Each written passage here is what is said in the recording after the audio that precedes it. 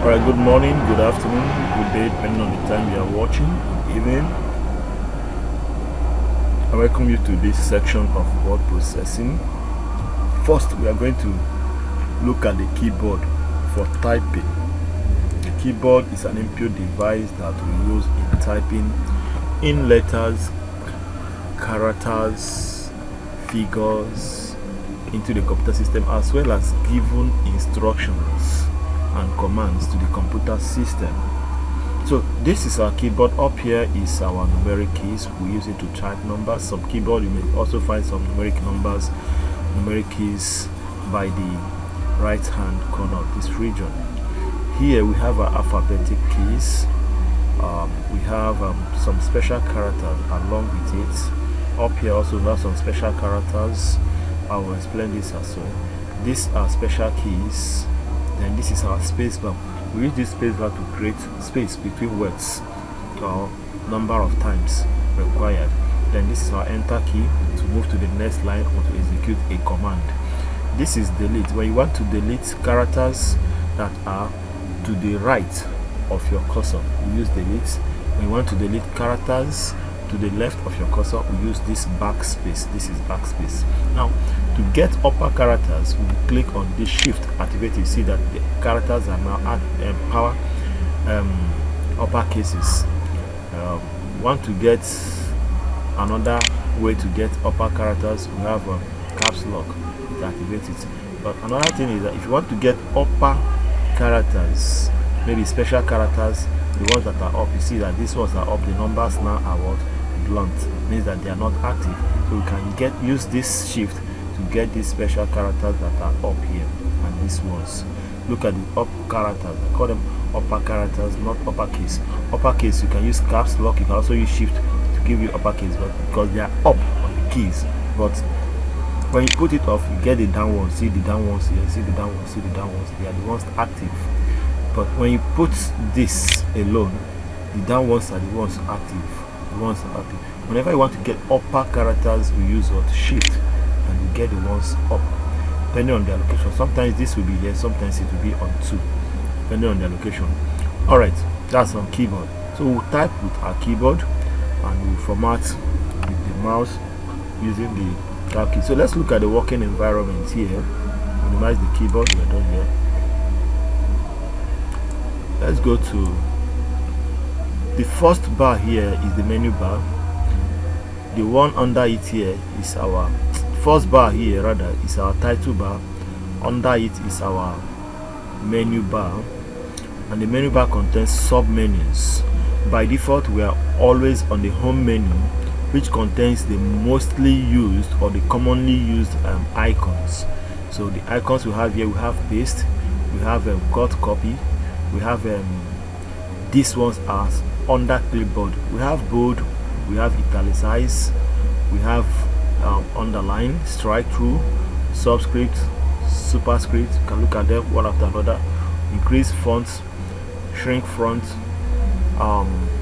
change case, font color, okay, align left, align center, right alignment, and justify.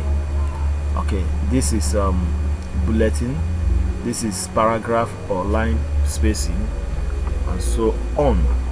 So we'll be using them one after another. So let's assume we have this text on the screen. This is the definition of the computer, and I want this definition, which is here at the center, I want it to be on the left hand side. So I click on what? Left align. If I want it to return center, I click on center. Then when I want to increase the font, I have to highlight it. Highlight means click at the beginning, hold the mouse and roll over the text. You highlight it to the end or stopping point. You release your hand, it will highlight. So we'll go to this font size and select the required size. Maybe I want to use 18. That's fine. Go to B to bold it, go to U to underline it, I to italicize it. I cannot change the font style. See, font style I can use, some call it font T. So I can use Times New Roman, okay. Then I can use area black. So area black. If I want to remove the italicize, I click back on this, it stands straight. I can give it a color red. That's all. So one thing I want us to see here is, assuming I have something like this, I have more than the required space. See the underlying green there, shows that grammatical error. It shows grammatical error, or rather syntax error. So this is syntax error, not grammatical error, because I have more than the required space here. The required space is just one space bar, tap once to create that space. So because I have more than the required space here, it's showing me green line. So syntax error shows green line. Right click on it, you see the right spacing, and the green line is off. What if I have something like this, meaningfuls? You see, there is nothing like meaningfuls. So it's not an English word. It's not an English word. So computer sees it as error and underlines it with red. Take note of the colors.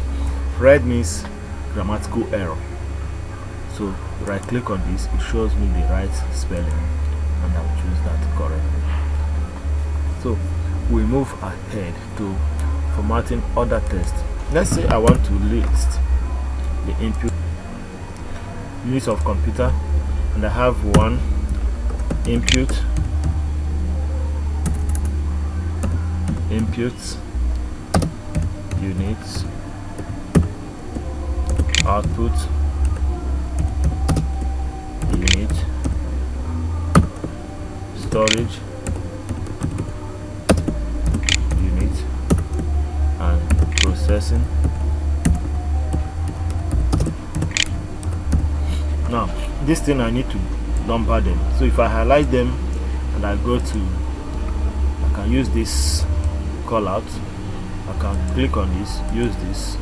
I can also go to number and use numbering. I can also use this to number it depending on what I want. That's on numbering.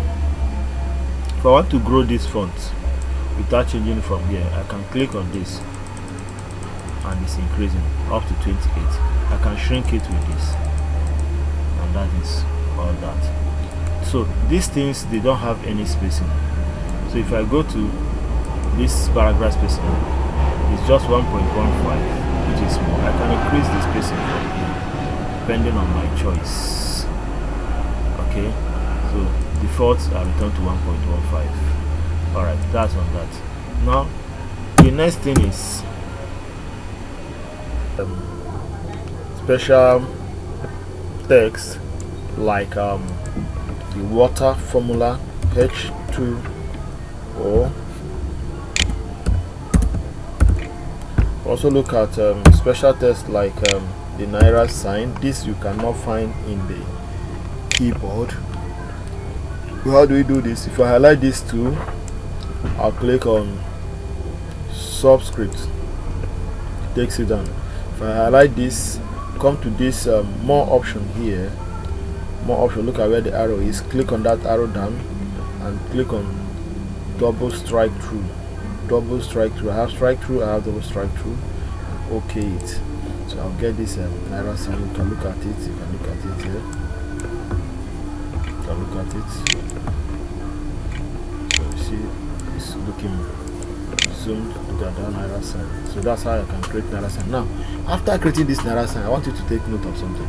Whatever I type is going to have double strike through. Look at this. If I type Nigeria, see, it's double strike through. Why? Because I did not change the default. I have to change that font to default. So what I need to do is what? Either I highlight back from here, and go to this someplace, remove this double strike through, remove it and OK it, so this goes off. Then I can delete this. Okay, can delete this, then take this one, arrow back here. I have to bring this arrow here.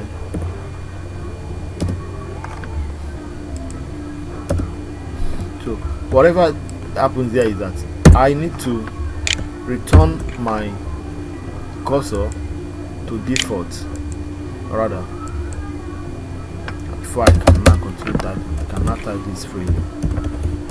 If you don't do that, the strike through or the latest font will follow. Even if I format this to this column right here and I press enter, type Nigerian currency, you see it's still giving me what? The red. So the best thing I'll do is whenever I use any font and I don't want that font to repeat, or I do is what? Return to default. If I return to default, I cannot type. Okay, see that it's carrying the 48 size. So if I want to return it, I'll go back to this and return it, highlight it. But whenever you use any font, any style, any formatting, return back to the default. Defaulting means what? Go to the end of that work and click back to what the font, both style, size, color, strike through was before, and return it to what it was before. That's the default.